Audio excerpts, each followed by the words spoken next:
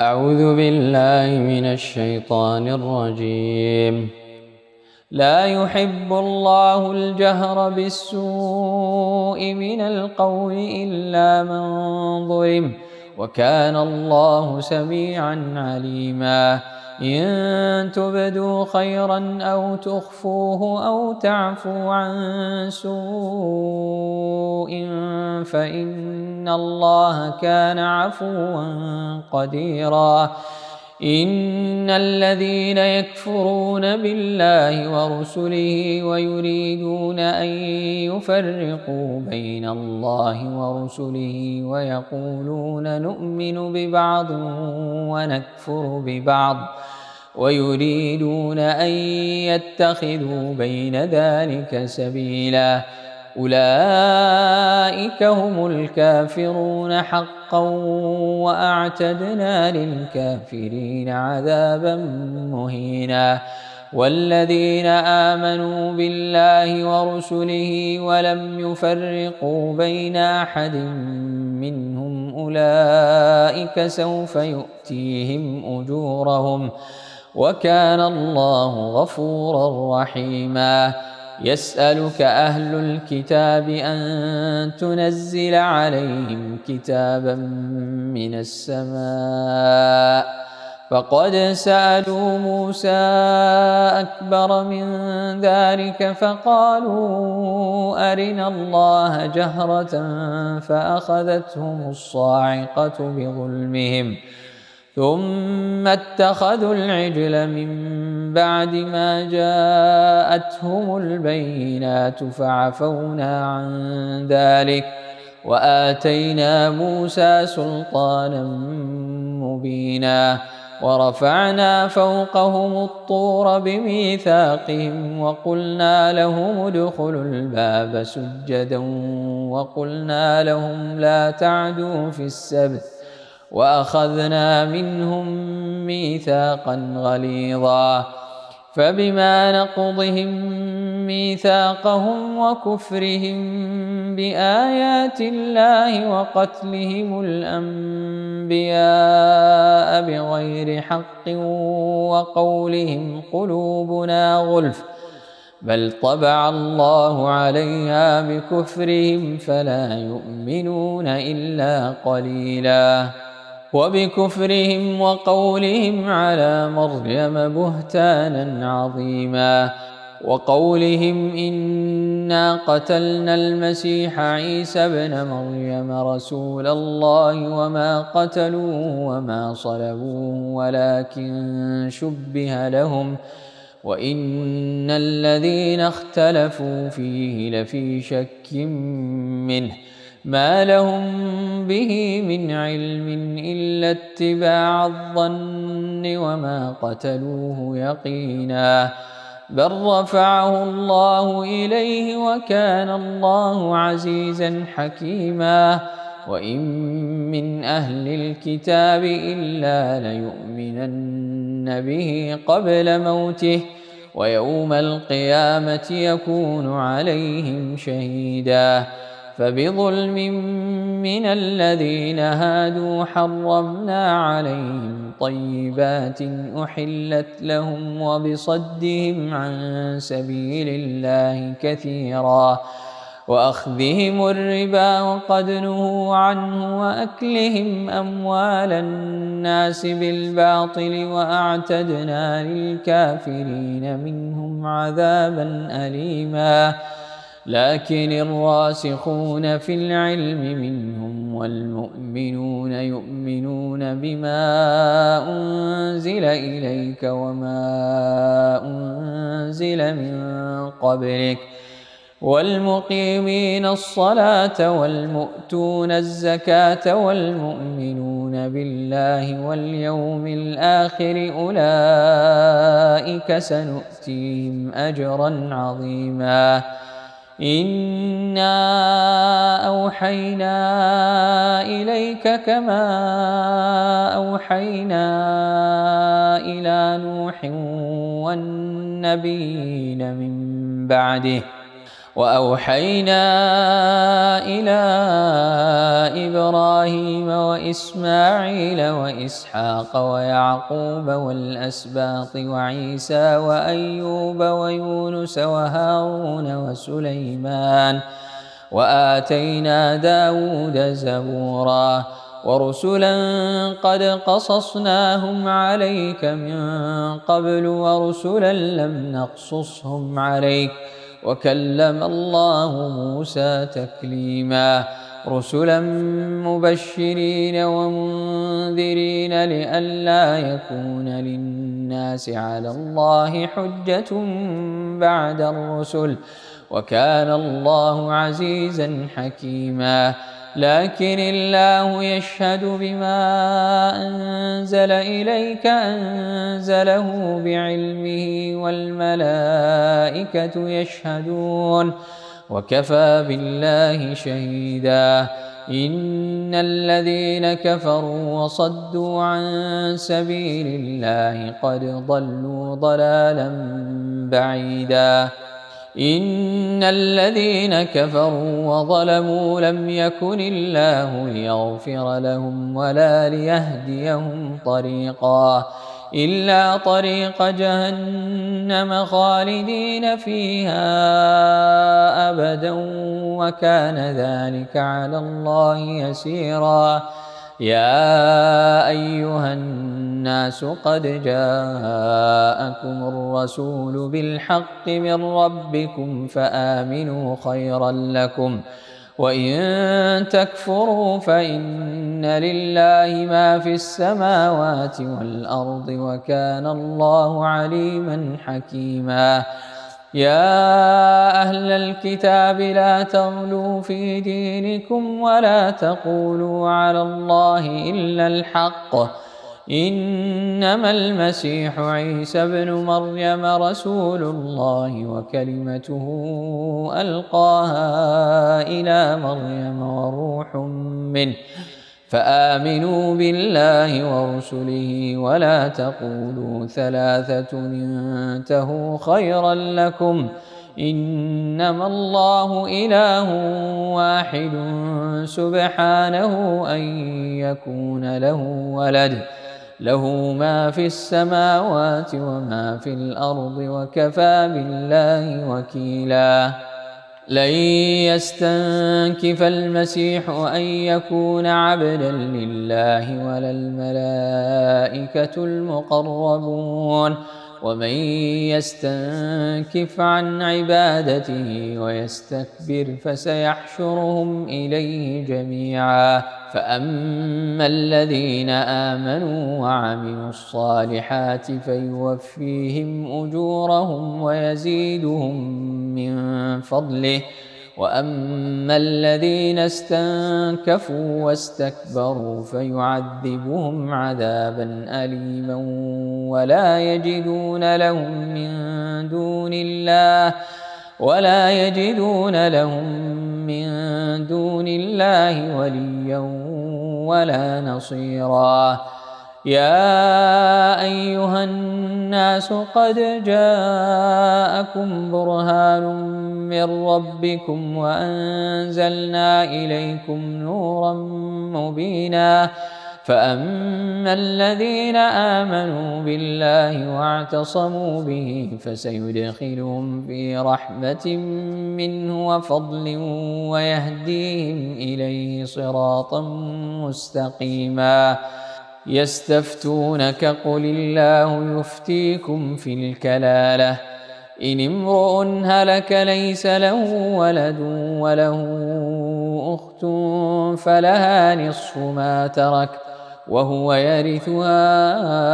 إن لم يكن لها ولد فإن كانت اثنتين فلهما الثلثان مما ترك وإن كانوا إخوة رجالا ونساء فللذكر مثل حظ الأنثيين يبين الله لكم أن تضلوا والله بكل شيء عليم بسم الله الرحمن الرحيم يا أيها الذين آمنوا أوفوا بالعقود أحلت لكم بهيمة الأنعام إلا ما يتلى عليكم غير محل الصيد وأنتم حرم إن الله يحكم ما يريد. يا أيها الذين آمنوا لا تحلوا شعائر الله ولا الشهر الحرام ولا الهدي ولا القلائد ولا آمين البيت الحرام يبتغون فضلا من ربهم ورضوانا وإذا حللتم فاصطادوا ولا يجرمنكم شنآن قوم أن صدوكم عن المسجد الحرام أن تعتدوا وتعاونوا على البر والتقوى ولا تعاونوا على الإثم والعدوان واتقوا الله إن الله شديد العقاب. حرمت عليكم الميتة والدم ولحم الخنزير وما أهل لغير الله به والمنخنقة والموقوذة والمتردية والنطيحة وما أكل السبع إلا ما ذكيتم وما ذبح على النصب وأن تستقسموا بالأزلام ذلكم فسق. اليوم يئس الذين كفروا من دينكم فلا تخشوهم واخشون اليوم أكملت لكم دينكم وأتممت عليكم نعمتي ورضيت لكم الإسلام دينا فمن اضطر في مخمصة غير متجانف لإثم فإن الله غفور رحيم. يسألونك ماذا أحل لهم قل أحل لكم الطيبات وما علمتم من الجوارح مكلبين تعلمونهن مما علمكم الله فكلوا مما أمسكن عليكم واذكروا اسم الله عليه واتقوا الله إن الله سريع الحساب. اليوم أحل لكم الطيبات وطعام الذين أوتوا الكتاب حل لكم وطعامكم حل لهم والمحصنات من المؤمنات والمحصنات من الذين أوتوا الكتاب من قبلكم إذا آتيتموهن أجورهن محصنين غير مسافحين ولا متخذي أخدان ومن يكفر بالإيمان فقد حبط عمله وهو في الآخرة من الخاسرين. يا أيها الذين آمنوا إذا قمتم إلى الصلاة فاغسلوا وجوهكم وأيديكم إلى المرافق وامسحوا برؤوسكم وأرجلكم إلى الكعبين وإن كنتم جنبا فاطهروا وإن كنتم مرضى أو على سفر أو جاء أحد منكم من الغائط أو لامستم النساء فلم تجدوا ماء فتيمموا صعيدا طيبا فامسحوا بوجوهكم وأيديكم منه ما يريد الله ليجعل عليكم من حرج ولكن يريد ليطهركم ولكن يريد ليطهركم وليتم نعمته عليكم لعلكم تشكرون. واذكروا نعمة الله عليكم وميثاقه الذي واثقكم به إذ قلتم سمعنا وأطعنا واتقوا الله إن الله عليم بذات الصدور. يا أيها الذين آمنوا كونوا قوامين لله شهداء بالقسط ولا يجرمنكم شنآن قوم على ألا تعدلوا اعدلوا هو أقرب للتقوى واتقوا الله إن الله خبير بما تعملون. وعد الله الذين آمنوا وعملوا الصالحات لهم مغفرة وأجر عظيم. والذين كفروا وكذبوا بآياتنا أولئك أصحاب الجحيم. يا أيها الذين آمنوا اذكروا نعمة الله عليكم إذ هم قوم أن يبسطوا إليكم أيديهم فكف أيديهم عنكم واتقوا الله وعلى الله فليتوكل المؤمنون. ولقد أخذ الله ميثاق بني إسرائيل وبعثنا منهم 12 نقيبا وقال الله إني معكم لئن أقمتم الصلاة وآتيتم الزكاة وآمنتم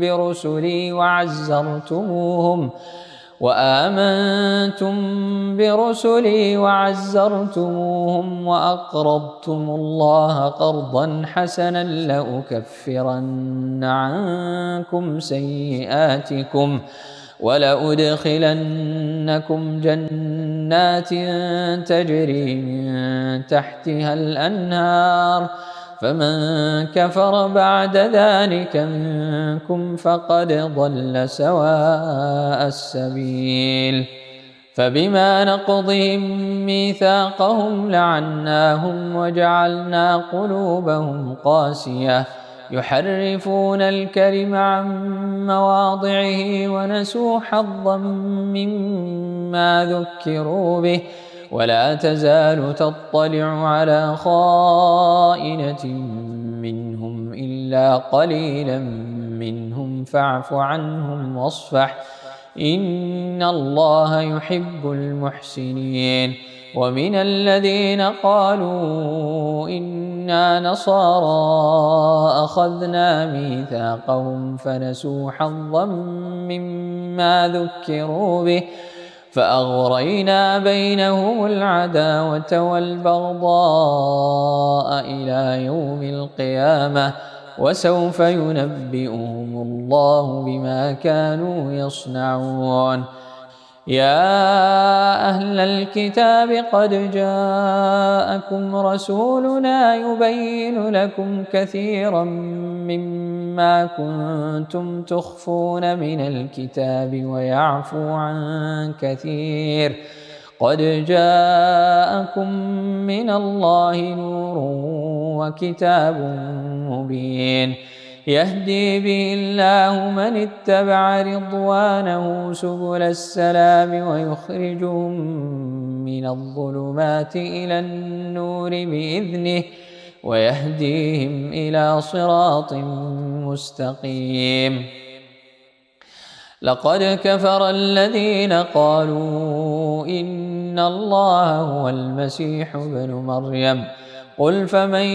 يملك من الله شيئا إن أراد أن يهلك المسيح ابن مريم وأمه ومن في الأرض جميعا ولله ملك السماوات والأرض وما بينهما يخلق ما يشاء والله على كل شيء قدير. وقالت اليهود والنصارى نحن أبناء الله وأحباؤه قل فلم يعذبكم بذنوبكم بل أنتم بشر ممن خلق يغفر لمن يشاء ويعذب من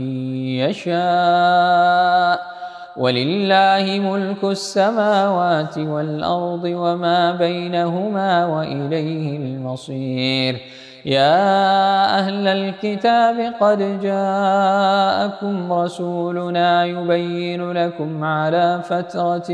من الرسل أن تقولوا ما جاءنا من بشير ولا نذير فقد جاءكم بشير ونذير والله على كل شيء قدير وإذ قال موسى لقومه يا قوم اذكروا نعمة الله عليكم إذ جعل فيكم أنبياء وجعلكم ملوكا وآتاكم ما لم يؤت أحدا من العالمين يا قوم ادخلوا الأرض المقدسة التي كتب الله لكم ولا ترتدوا على أدباركم فتنقلبوا خاسرين قالوا يا موسى إن فيها قوما جبارين وإنا لن ندخلها حتى يخرجوا منها فإن يخرجوا منها فإنا داخلون قال رجلان من الذين يخافون أنعم الله عليهم ادخلوا عليهم الباب فإذا دخلتموه فإنكم غالبون وعلى الله فتوكلوا إن كنتم مؤمنين قالوا يا موسى إنا لن ندخلها أبدا ما داموا فيها فاذهب أنت وربك فقاتلا إنا هاهنا قاعدون قال رب إني لا أملك إلا نفسي وأخي فافرق بيننا وبين القوم الفاسقين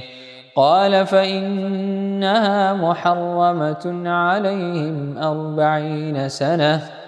يتيهون في الأرض فلا تأس على القوم الفاسقين واتل عليهم نبأ ابني آدم بالحق إذ قربا قربانا فتقبل من أحدهما ولم يتقبل من الآخر قال لأقتلنك قال إنما يتقبل الله من المتقين لئن بسطت إلي يدك لتقتلني ما أنا بباسط يدي إليك لأقتلك إني أخاف الله رب العالمين إني أريد أن تبوء بإثمي وإثمك فتكون من أصحاب النار وذلك جزاء الظالمين فطوعت له نفسه قتل أخيه فقتله فأصبح من الخاسرين فبعث الله غرابا يبحث في الأرض ليريه كيف يواري سوءة أخيه قال يا ويلتى أعجزت أن أكون مثل هذا الغراب فأواري سوءة أخي فأصبح من النادمين من أجل ذلك كتبنا على بني إسرائيل أنه من قتل نفسا بغير نفس أو فساد أو فساد في الأرض فكأنما قتل الناس جميعا ومن أحياها فكأنما أحيا الناس جميعا ولقد جاءتهم رسلنا بالبينات ثم إن كثيرا منهم بعد ذلك في الأرض لمسرفون إنما جزاء الذين يحاربون الله ورسوله ويسعون في الأرض فسادا أن يقتلوا أو يصلبوا أو تقطع أيديهم وأرجلهم من خلاف أو ينفوا من الأرض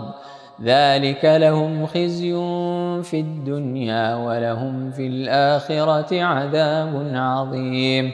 إلا الذين تابوا من قبل أن تقدروا عليهم فاعلموا أن الله غفور رحيم يا أيها الذين آمنوا اتقوا الله وابتغوا إليه الوسيلة وجاهدوا في سبيله لعلكم تفلحون إن الذين كفروا لو أن لهم ما في الأرض جميعا ومثله معه ليفتدوا به من عذاب يوم القيامة ما تقبل منهم ولهم عذاب أليم يريدون أن يخرجوا من النار وما هم بخارجين منها ولهم عذاب مقيم والسارق والسارقة فاقطعوا أيديهما جزاء بما كسبا نكالا من الله والله عزيز حكيم فمن تاب من بعد ظلمه وأصلح فإن الله يتوب عليه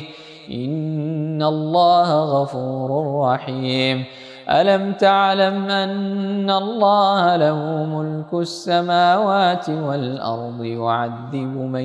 يشاء ويغفر لمن يشاء والله على كل شيء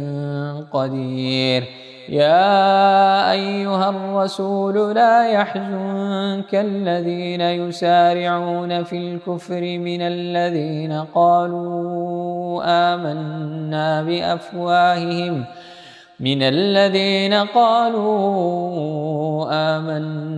بأفواههم ولم تؤمن قلوبهم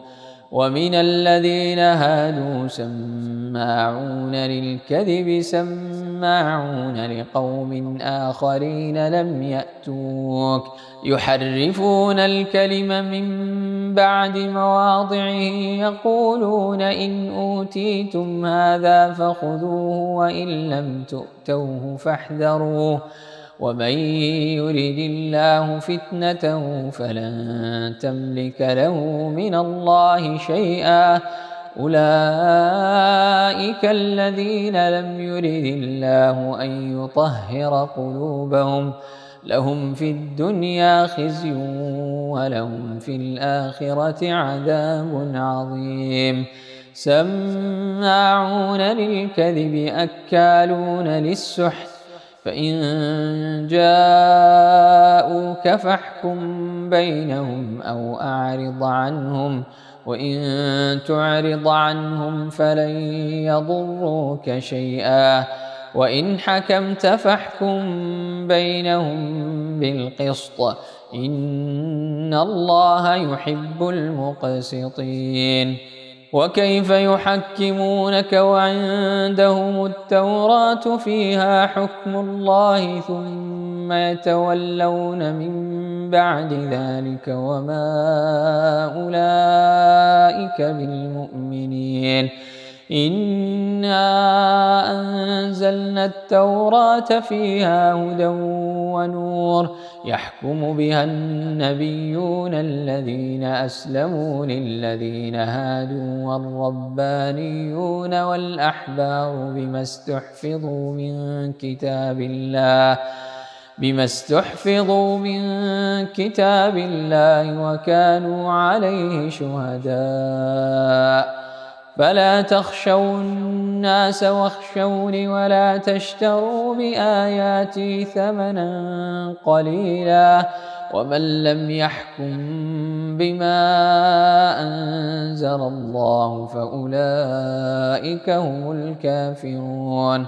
وكتبنا عليهم فيها أن النفس بالنفس والعين بالعين والأنف بالأنف والأذن بالأذن والسن بالسن والجروح قصاص فمن تصدق به فهو كفارة له ومن لم يحكم بما أنزل الله فأولئك هم الظالمون وقفينا على آثارهم بعيسى ابن مريم مصدقا لما بين يديه من التوراة وآتيناه الإنجيل فيه هدى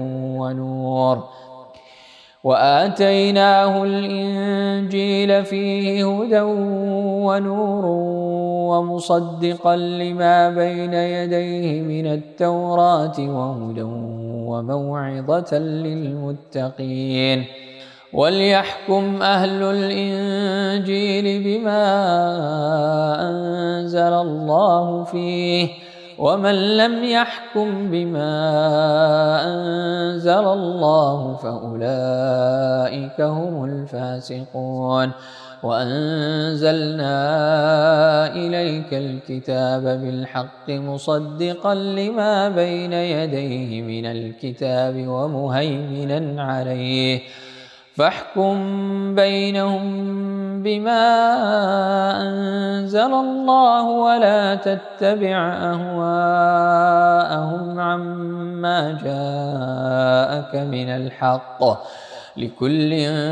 جعلنا منكم شرعة ومنهاجا ولو شاء الله لجعلكم أمة واحدة ولكن ليبلوكم فيما آتاكم فاستبقوا الخيرات إلى الله مرجعكم جميعا فينبئكم بما كنتم فيه تختلفون وأن احكم بينهم بما أنزل الله ولا تتبع أهواءهم واحذرهم أن يفتنوك عن بعض ما أنزل الله إليك فإن تولوا فاعلم أنما يريد الله أن يصيبهم ببعض ذنوبهم وإن كثيرا من الناس لفاسقون أفحكم الجاهلية يبغون ومن أحسن من الله حكما لقوم يوقنون يا أيها الذين آمنوا لا تتخذوا اليهود والنصارى أولياء بعضهم أولياء بعض ومن يتولهم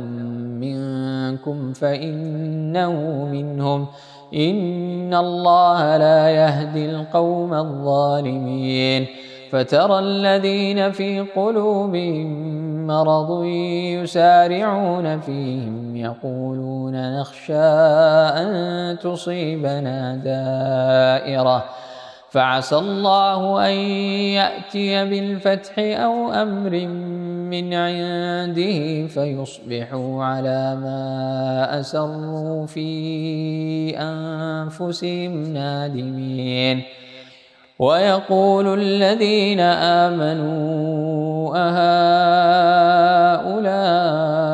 الذين أقسموا بالله جهد أيمانهم إنهم لمعكم حبطت أعمالهم فأصبحوا خاسرين. يا أيها الذين آمنوا من يرتد منكم عن دينه فسوف يأتي الله بقوم يحبهم ويحبونه أذلة على المؤمنين أعزة على الكافرين يجاهدون في سبيل الله ولا يخافون لومة لائم ذلك فضل الله يؤتيه من يشاء والله واسع عليم. إنما وليكم الله ورسوله والذين آمنوا الذين يقيمون الصلاة ويؤتون الزكاة وهم راكعون. ومن يتول الله ورسوله والذين آمنوا فإن حزب الله هم الغالبون. يا أيها الذين آمنوا لا تتخذوا الذين اتخذوا دينكم هزوا ولعبا من الذين أوتوا الكتاب من قبلكم والكفار أولياء واتقوا الله إن كنتم مؤمنين. وإذا ناديتم إلى الصلاة اتخذوها هزوا ولعبا ذلك بأنهم قوم لا يعقلون. قل يا أهل الكتاب هل تنقمون منا إلا أن آمنا بالله وما أنزل إلينا وما أنزل من قبل وأن أكثركم فاسقون. قل هل أنبئكم بشر من ذلك مثوبة عند الله من لعنه الله وغضب عليه وجعل منهم القردة والخنازير وعبد الطاغوت أولئك شر مكانا وأضل عن سواء السبيل. وإذا جاءوكم قالوا آمنا وقد دخلوا بالكفر وهم قد خرجوا به والله أعلم بما كانوا يكتمون. وترى كثيرا منهم يسارعون في الإثم والعدوان وأكلهم السحت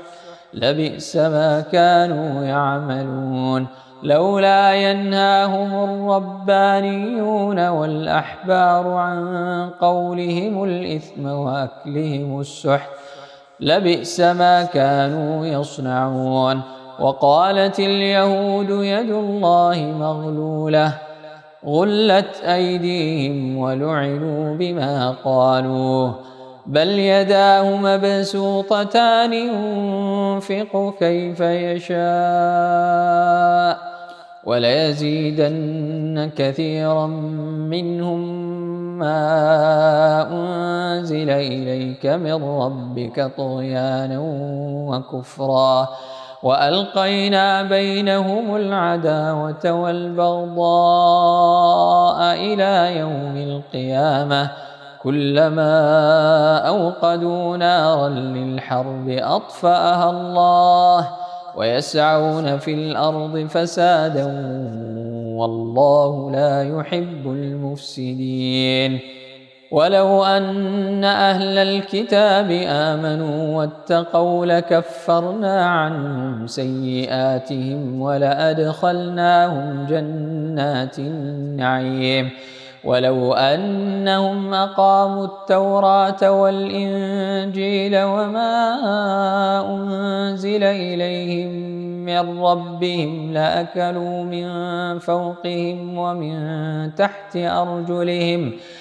منهم أمة مقتصدة وكثير منهم ساء ما يعملون. يا أيها الرسول بلغ ما أنزل إليك من ربك